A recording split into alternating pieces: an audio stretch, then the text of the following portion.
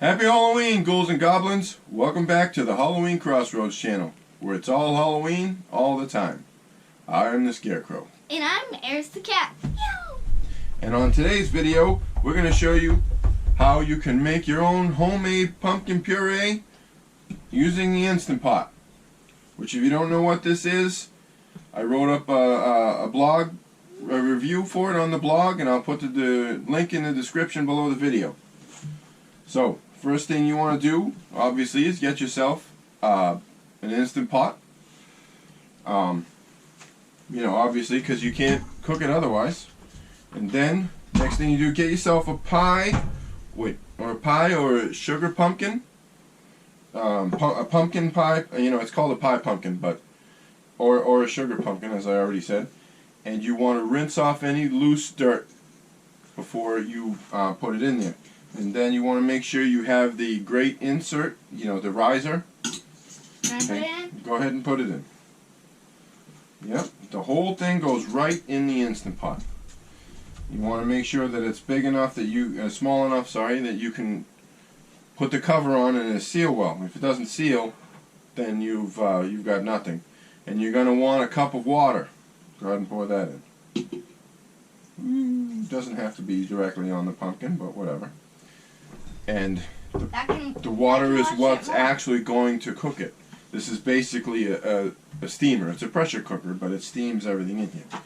So you want to make sure and you put your cover on the right way. Makes that, at least mine does, makes that little noise to let you know that it's closed. And what you want to do is you want to set the timer. You press the manual button, set the timer for 13 minutes, and that's it. You don't have to touch anything else. It'll start automatically. And you want to make sure that your venting cap is set to closed, so that the pot will build up pressure and actually cook it. Alright, well, see you in 13 minutes. Okay, so now that the pumpkin is done cooking, we can go to the next part.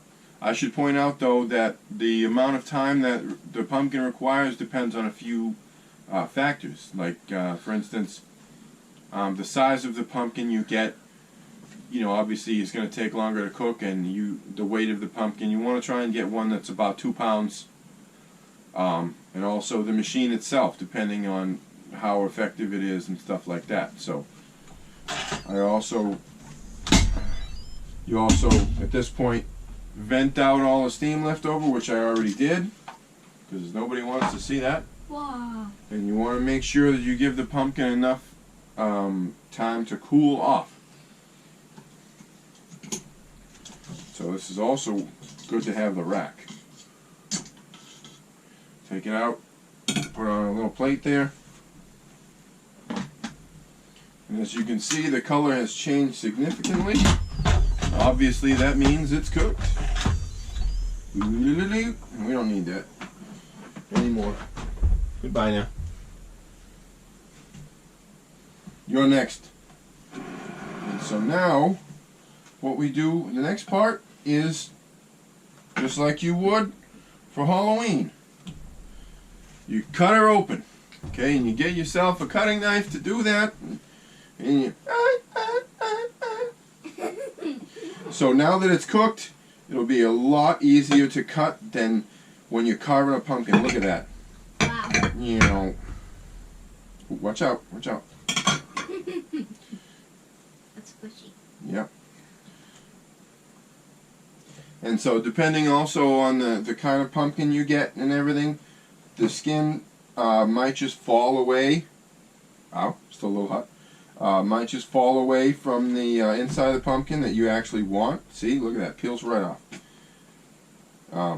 Try doing that without a cooked one, right? And so, squish. So what we want to do here is like what we do with a usual carved pumpkin, is that we don't, it's very hot. Once it's completely cooled, which obviously it isn't here, because I'm burning myself, you want to take out the seeds and the veins or whatever they're called, just like you would, and you put all of this,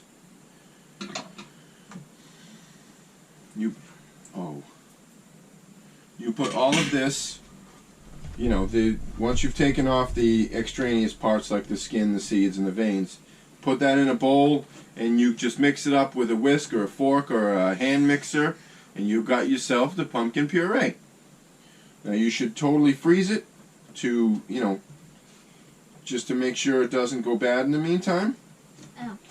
But, you know, you can have it. I mean, that's a lot of pumpkin puree, obviously. So freezing it for later would be good.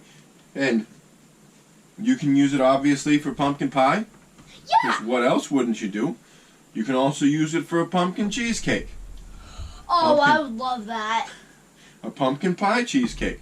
Which love cheesecake. I happen to have a recipe for. I'll put a link for it in the description below the video. But that's all we have for now. Is that all we have for now? Sure. Yeah, sure. Because this is going to take a while. It's got to cool down more. But that's all we have for now. And so we'll catch you in the next one. Thanks for watching. Alright, go ahead. You want to do it? I want to do that video.